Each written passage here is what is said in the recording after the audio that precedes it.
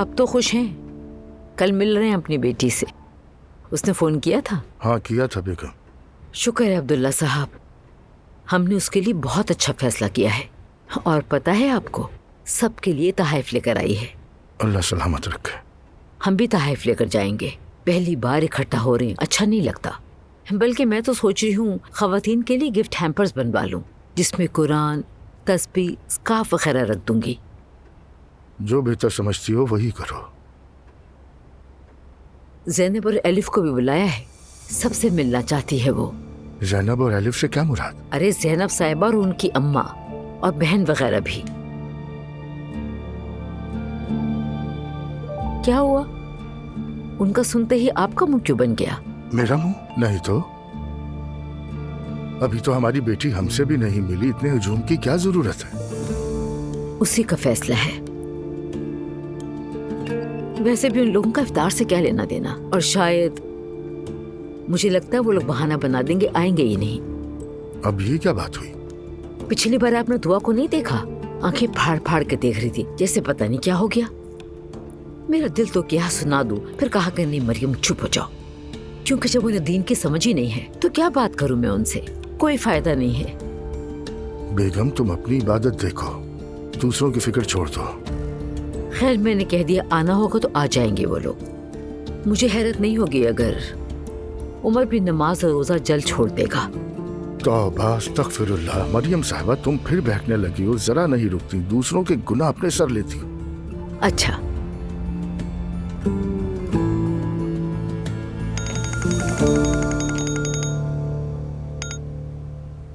हाँ बोलो प्यारी बहन। एलिफ कहाँ हो तुम? अपने घर पर। आज वो डिनर साथ करेंगे। अरे नहीं, मैं नहीं आ सकती अभी, किसी के ताने सुनने का मूड नहीं है मेरा। एलिफ आ जाओ प्लीज, सिम्बल भी घर पे, कोई उस टॉपिक को नहीं छेड़ेगा। मम्मी भी डिप्रेस है। हाँ बहुत डिप्रेस है। आज ही नीचे देखा था मैंने उन्हें, बड़े मजे से घूम रही थी, बिल्कुल डिप्रेस नहीं लग रही थी। एलिफ मुझे मजबूर मत करो, तुमसे कहा है कि आ जाओ। अरे ठीक है, बस तुम्हारी ही डांट बाकी रह गई थी, आ रही हूँ थोड़ी देर में नीचे। Okay, I am waiting for you.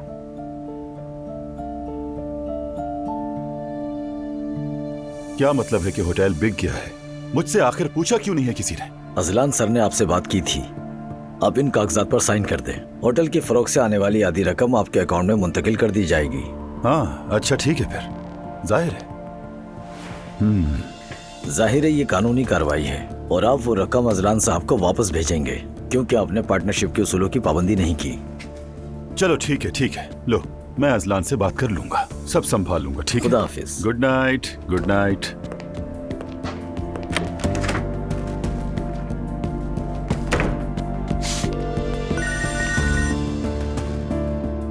सब खैरियत तो है रेहान साहब? भाई खैरियत है या नहीं मैं तो समझ नहीं पाया। देखो मैं वाकई तुमसे बहुत नाराज हूँ अजलान। तुमने जो ये छुपकर डील की है ये बिल्कुल ठीक नहीं है। होटल को ही बेच दिया। क्या मैं तुम्हारे बाबा की जगह नहीं हूँ? रिश्तेदारी और कारोबार दो अलग चीजें हैं।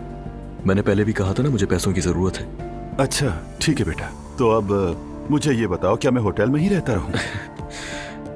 अगर होटल के मालिक ने इजाजत दे दी तो रह सकते हैं आप, क्योंकि मेरा तो अब वहाँ कोई इख्तियार नहीं है। पैसा 2 दिन में आपके अकाउंट में आ जाएगा, फौरन भेज दीजिएगा। ठीक है भेज दूंगा बेटा, मगर ये जान लो कि मैं तुमसे बहुत नाराज हूँ। ठीक है, मैं भी मुश्किल में हूँ और तुम लोग ऐश और इशरत से आराम से रहो। ठीक है, अपना बंदोबस्त कर लूंगा मैं, बस मेरी बेटी खुश रहे। हाँ अल्लाह हाफिज। अल्लाह हाफिज।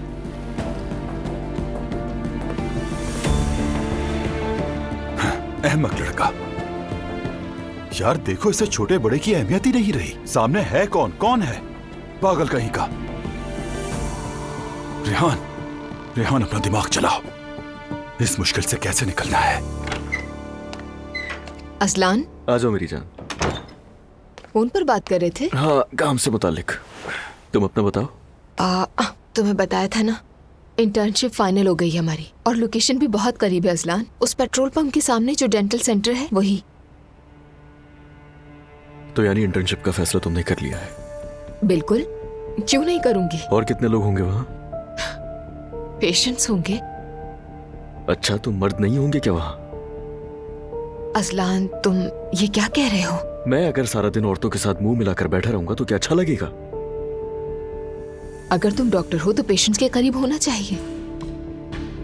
तुम्हें समझाना तो बिल्कुल ही फजूल है।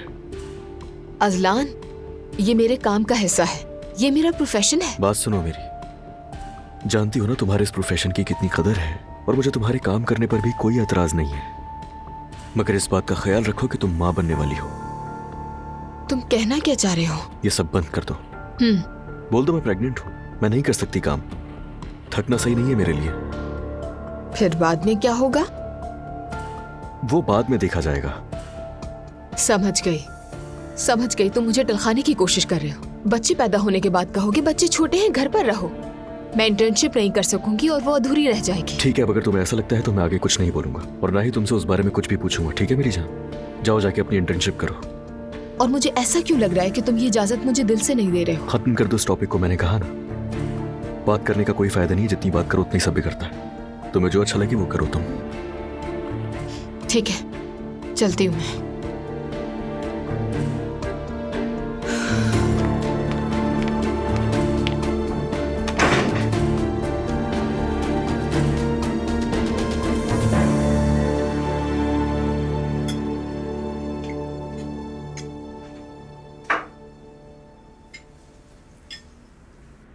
वैसे आज रात सब इतने खामोश क्यों हैं? हाँ, आज रात कुछ ज्यादा ही खामोशी है। मरियम साहिबा का फोन आया था। नूर ने हम सबको अपने घर अफ्तार की दावत में बुलाया है। उन्होंने मुझसे कहा था कि एलिफ को भी इनविटेशन दे देना। बहुत शुक्रिया, पर मैं नहीं जाऊंगी। यही बेहतर होगा। आपको क्या हो गया? आप लोग नाराज हैं? कुछ नहीं मेरी जान, नानी की तबीयत कुछ खराब है और मैं इनका स्ट्रेस एक्टिवेट कर रही हूँ, इसीलिए गुस्सा निकाल रही है। मैं किसी पर गुस्सा नहीं निकालती। मैं तो बस, कुछ लोग वहाँ होते हैं जहाँ उन्हें नहीं होना चाहिए, मगर वो ये बात नहीं समझते, और तुम्हारी खाला को ये बात समझ नहीं आती, तो मुझे बार बार याद दिलाना पड़ता है। लीव इट मम्मी, वो नहीं जाना चाहती तो छोड़ दे उसे। जाहिर है ज़ैनब, मेरा क्या काम वहाँ। वैसे नूर आपा का कौन सा घर? कौन सा? जहाँ नूर की जबरदस्ती शादी करवाई थी, वही दावत है, उस लड़के के घर में। उसके शौहर का। क्या वो लोग भी सारे इकट्ठे रहते हैं? लगता तो ऐसे ही है सिमल। कितनी अजीब बात है। हाँ, इसमें अजीब क्या है? हम भी तो ऐसे ही रहते हैं। उनके एक साथ रहने की वजह ये है कि वहाँ के मर्दों की बात के अगेंस्ट कोई हो ही नहीं सकता। हमारे यहाँ ऐसा कुछ नहीं है मॉम। शायद यही सही तरीका है, किसी की बात तो सुननी चाहिए ना।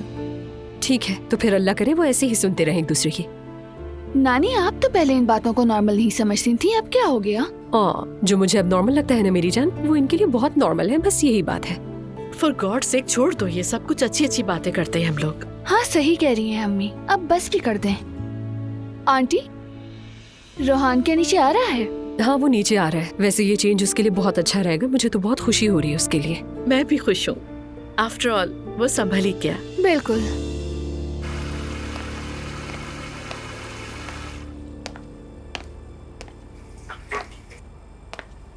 अस्सलाम वालेकुम। वालेकुम अस्सलाम। अगर कुछ चाहिए आपको तो मुझे बता सकती है। नहीं, मैं तो बस पानी लेने आई थी। आप खाने पर ध्यान दें, देर ना हो जाए।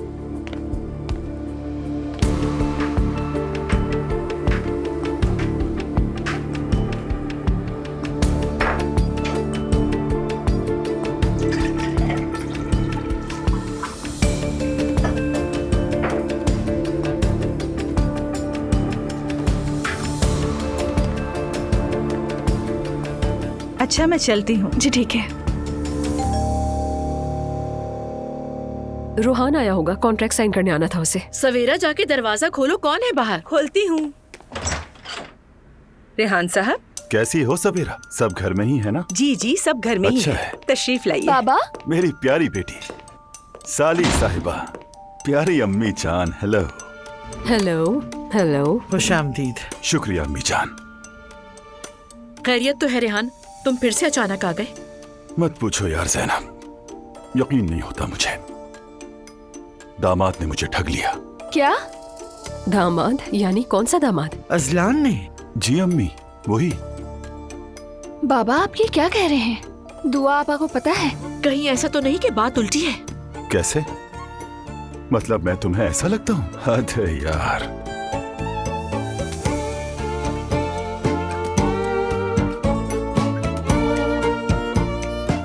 सब मुझे ऐसे क्यों देख रहे हो? बाबा जान, आप जरा शुरू से और सही तरीके से समझाएं क्या बात है। बेटा देखो, मैं पार्टनरशिप की रकम अदा नहीं कर सका तो असलान ने होटल ही बेच दिया।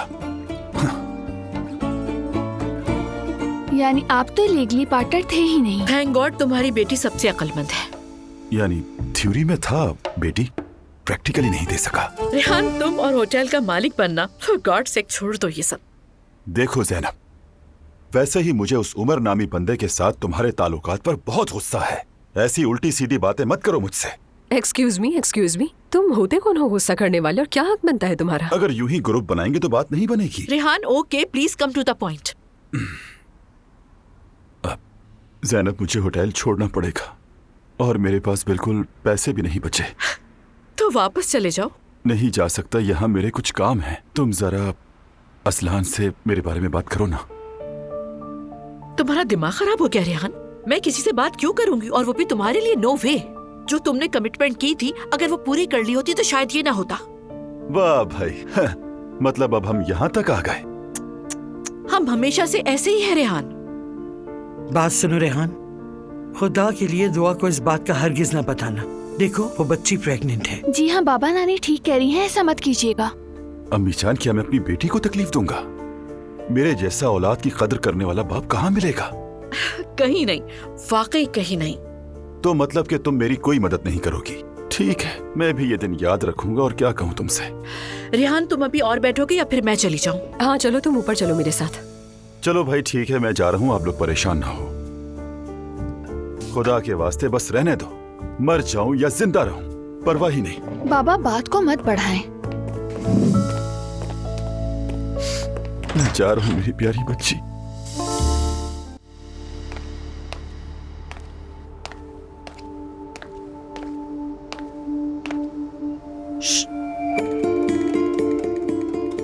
क्या तुम इन्हीं कपड़ों में सोगी? तुमसे कह रहा हूं मैं। क्या कर रही हो ये? मेरी बात सुनो, दोबारा मुझे हाथ लगाने की कोशिश की तो मैं तुम्हें मार डालूंगी, बगैर किसी सोचे समझे और किसी की परवाह किए बगैर। सुना तुमने? अब फौरन जाओ, किसी कोने में जाके सो जाओ और दुआ करो कि तुम सही सलामत इस कमरे से मुझसे बचकर निकल जाओ।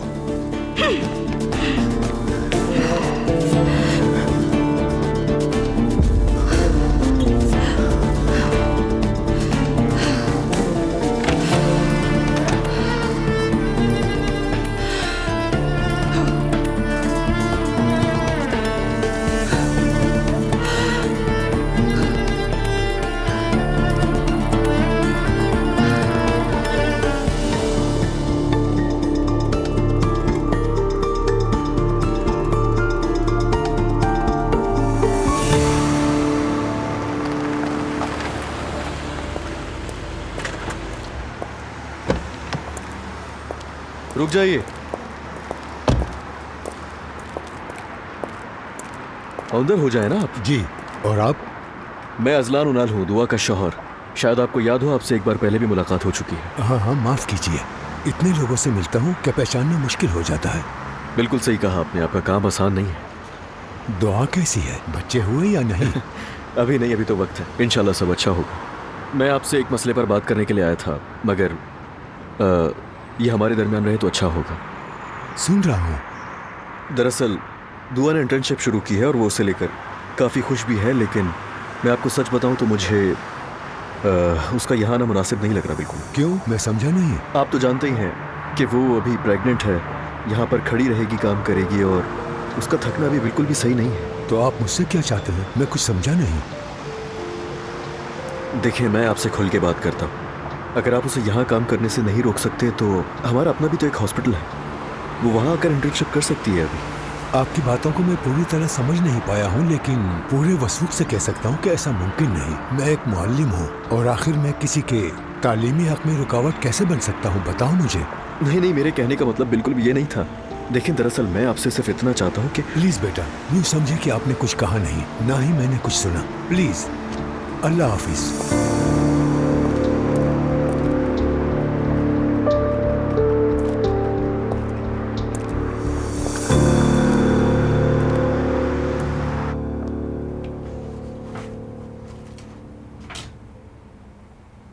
अगर मैं अप्पू को जवाब न दूं तो क्या होगा? ये तो कुछ अजीब सा लगेगा। कहीं ना कहीं तो सामना होगा ना उससे, आज नहीं तो कल। उफ, अब क्या करूं मैं?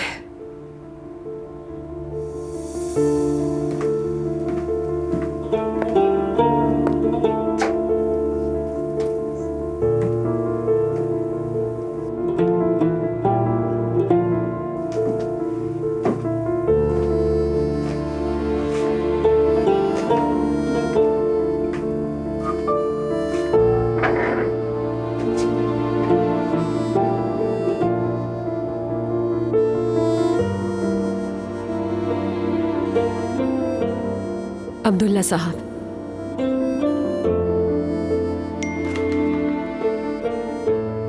वैसे तो मैं आपको जवाब नहीं देना चाहती थी, मगर मेरा दिल नहीं माना।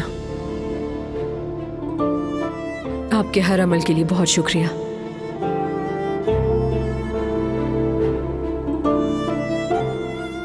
मैं भी आपसे बहुत मुतासिर हुई हूं, लेकिन हमारा आगे कोई मुस्तकबिल नहीं है और ना होना चाहिए।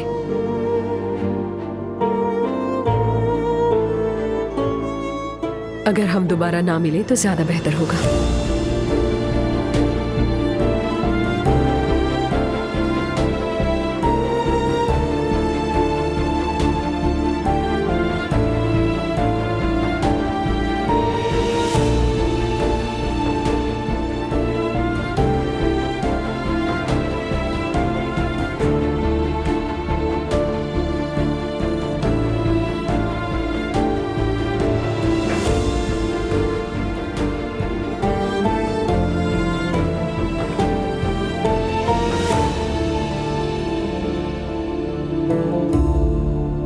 हिकमत, कैसे हो तुम? दुआई क्लिनिक के अंदर इंटर्नशिप शुरू कर रही है, उसकी सारी डिटेल्स भेज रहा हूं मैं तुम्हें। जल्द से जल्द तुम्हें एक काम करना है, उसके मालिक से मेरी फौरन मीटिंग फिक्स करो। ठीक है अजलान साहब, जितनी जल्दी हो सके करो। ठीक है, मैं करता हूँ। शुक्रिया, शुक्रिया हिकमत।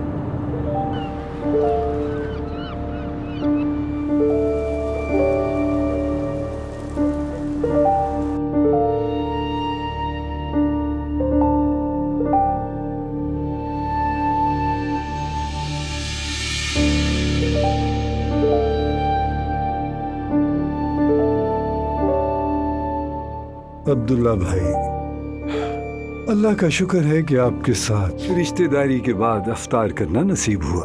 बहुत शुक्रिया हमीदी साहब, आपने मुझे और बच्चों को इस बाबरकत दिन में इफ्तार पर बुलाया। अब तो यही दुआ है अपने नवासे नवासियों को जल्द अपनी गोद में खिलाएं। आमीन आमीन आमीन आमीन।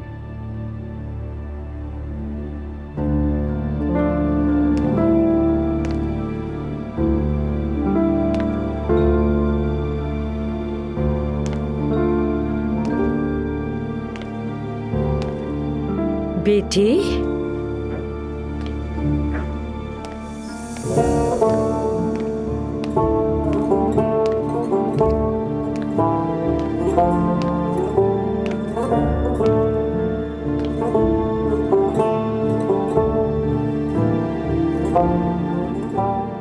अस्सलाम वालेकुम। वालेकुम अस्सलाम बेटी। वालेकुम सलाम आपा। वालेकुम अस्सलाम। बेटी कैसी हो तुम?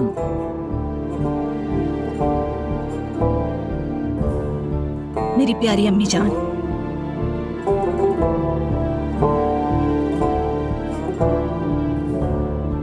मेरे प्यारे बाबा जान,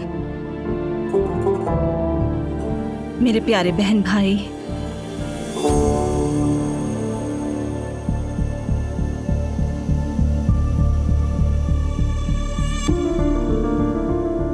डियर हस्बैंड,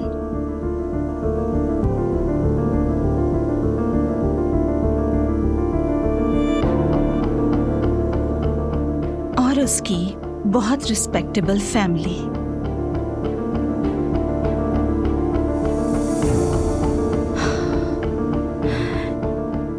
इन दिनों आप लोगों ने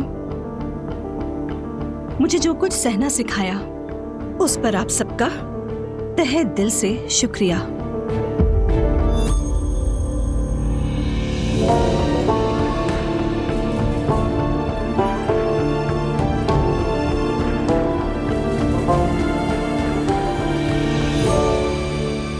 बाबा जान, जिस दिन आपने मेरी शादी की थी ना,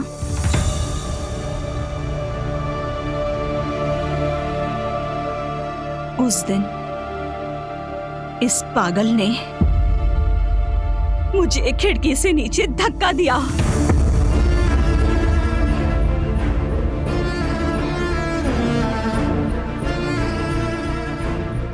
क्या? ये क्या कह रही हो?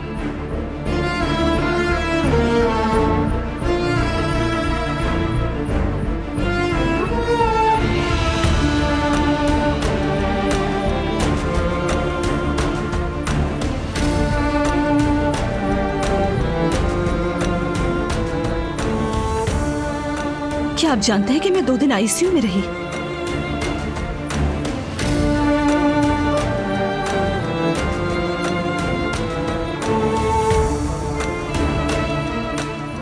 मेरे दिमाग में सूजन हो गई थी अम्मी, और उस वक्त आप सब लोग ये समझे कि मैं इटली में हनीमून मनाने गई हुई हूँ।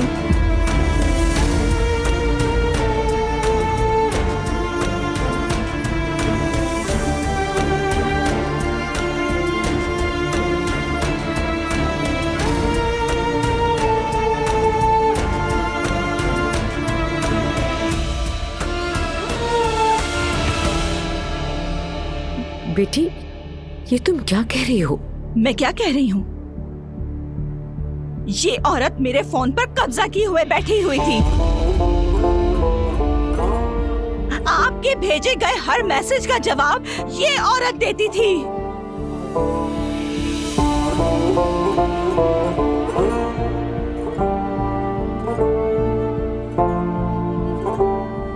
कभी आप लोगों ने मुझे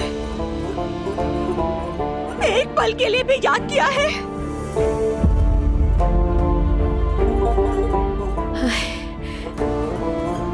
ये झूठ बोल रही है। क्या मैं झूठ बोल रही हूँ? मेरे पास गवाह हैं, तो इसीलिए सब बेफिक्र हो जाए। मैंने कहा था, किसी ने यकीन नहीं किया। मैंने इसे देखा था, अम्मी को भी बताया था, इन्होंने यकीन नहीं किया। मैं वापस इसलिए आई हूँ ताकि आप सबकी आंखों में आंखें डालकर सब कुछ, इन लोगों की असलियत आप सबके सामने ला सकूं।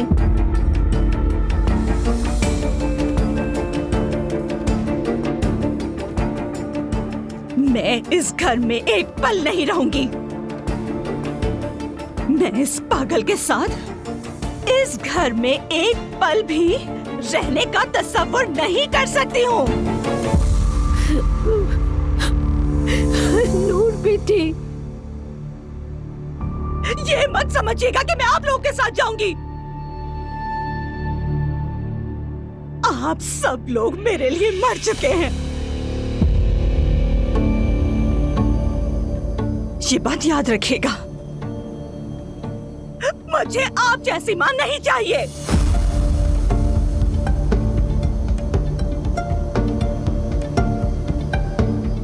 और आप जैसे बाबा भी नहीं।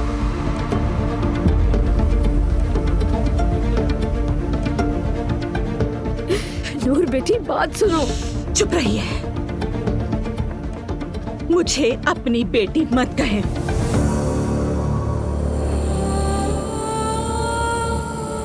क्योंकि आप बेटी कहने का हक खो चुकी हैं। आपने जानबूझकर मेरी शादी करवाई। आप जानती थी मैं खुश नहीं हूँ अम्मी। इस सब की जिम्मेदार सिर्फ आप हैं।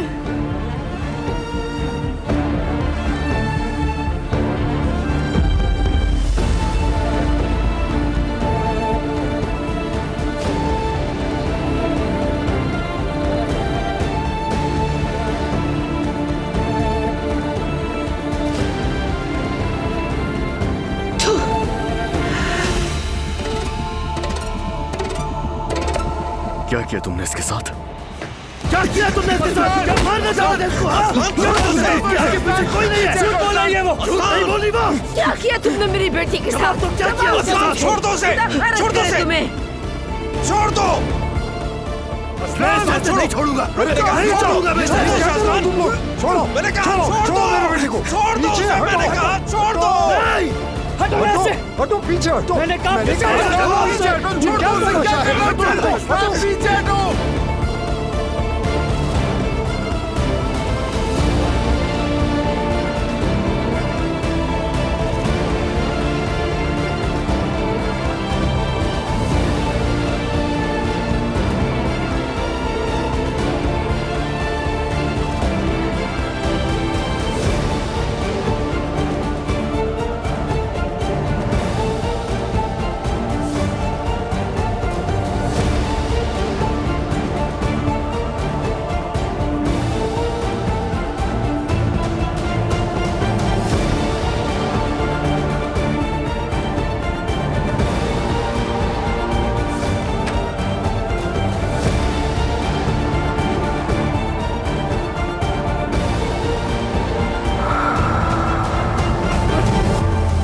मैंने कहा पीछे हटो। बंद करो। ये क्या तमाशा है? ये मेरा घर है। अब मेरे बेटे को कोई भी हाथ नहीं लगाएगा। पहले तुम लोग जाकर अपनी बेटी की दिमागी हालत चेक करो। क्या कानून के बारे में तुम्हारी हिम्मत कैसे हुई? मैं तुम्हें छोड़ूंगा नहीं। क्या किया उसने? बताओ क्या किया है? बेगैरत कभी नहीं छोड़ूंगा नहीं तुम्हें। बेशरम, मैं इसे नहीं छोड़ूंगा। हमारी बेटी को उठाना।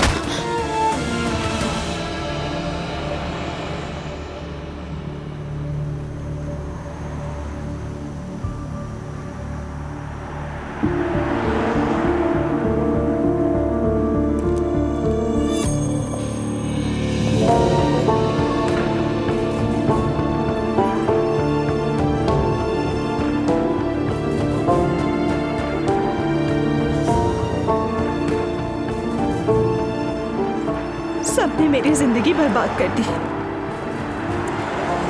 मेरा अब कोई नहीं है। अगर अब मैं मर भी रही होंगी तो इनके पास नहीं आऊंगी।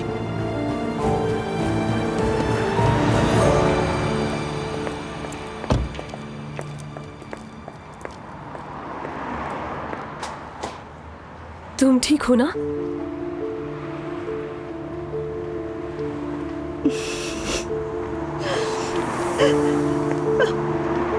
ठीक है, सब खत्म हो गया। सब खत्म हो गया। खत्म हो गया। तुमने बहुत कुछ झेल लिया है नूर। सब ठीक हो जाएगा।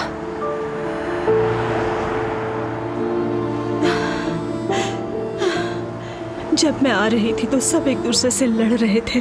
काश ये रिएक्शन तुम उस वक्त देती जब तुम्हें जबरदस्ती रुखसत कर रहे थे। मुझे बचाने में बहुत देर कर दी गई। अब आगे का क्या सोचा है तुमने? एलिफ, मैंने उन सब की आंखों में देखकर सब कुछ सच बता दिया। यकीन करो, इससे मेरा दिल हल्का हो गया। मैं वो सब नहीं भूल सकती। बहुत बोल्ड स्टेप लिया है तुमने। उन लोगों ने जो कुछ मेरे साथ किया था नहीं माफ करूंगी।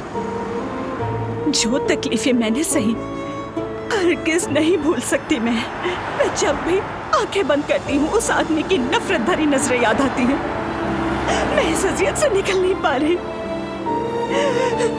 अल्लाह उस शख्स को बदतरीन सजा दे। मुझे नॉर्मल लाइफ की तरफ आने के लिए वक्त चाहिए होगा। थोड़ी वक्त की जरूरत है मुझे एलिफ। बिल्कुल सही कहा तुमने। उस जैसे घटिया और गंदे आदमी की वजह से सारी जिंदगी के लिए ट्रॉमाटाइज हो गई हो तुम। अगर वही कसूरवार होता तो शायद मैं सब भुला देती। लेकिन मैं अपनी फैमिली से बहुत नाराज हूं। मेरी नाराजगी खत्म होने में थोड़ा टाइम लगेगा। मेरा सब्र खत्म हो चुका है एलिफ। अब देखोगे कि आगे क्या करना है। जरूर देखेंगे, हम दोनों मिलकर देखेंगे, ठीक है? बिल्कुल फिक्र ना करो तुम इसकी। तुम बहुत अच्छी हो, थैंक यू, बहुत अच्छी हो तुम। निकाह वाले दिन ही नूर की हालत से सब कुछ साफ जाहिर था। वो अपनी ही शादी में ऐसे थी जैसे किसी के जनाजे में हो।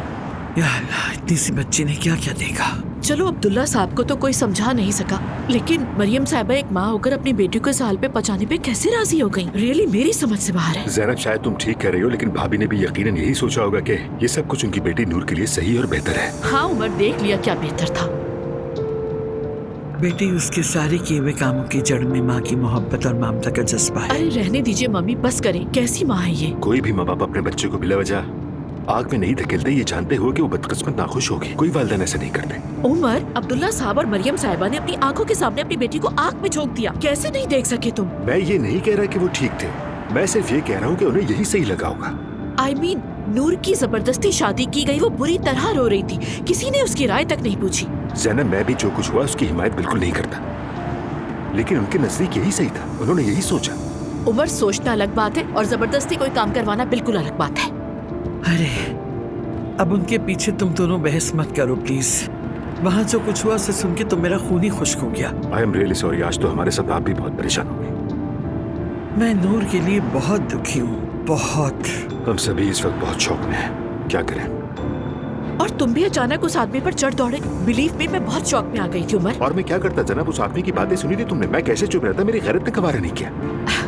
अब समझ में आया कि असलान बिल्कुल अपने चचा पर गया है। अगर किसी को बुरा लगता है तो लगे, लेकिन हकीकत यही कि एक तरफ वो आदमी मेरी भतीजी को खिड़की से बाहर फेंक दे और फिर इस बात को सबसे छुपाए, और ऊपर से कोई शर्मिंदगी भी नहीं। काश मैंने इससे भी ज्यादा किया होता उसके साथ। ऐसे लोगों को तो खत्म कर देना चाहिए।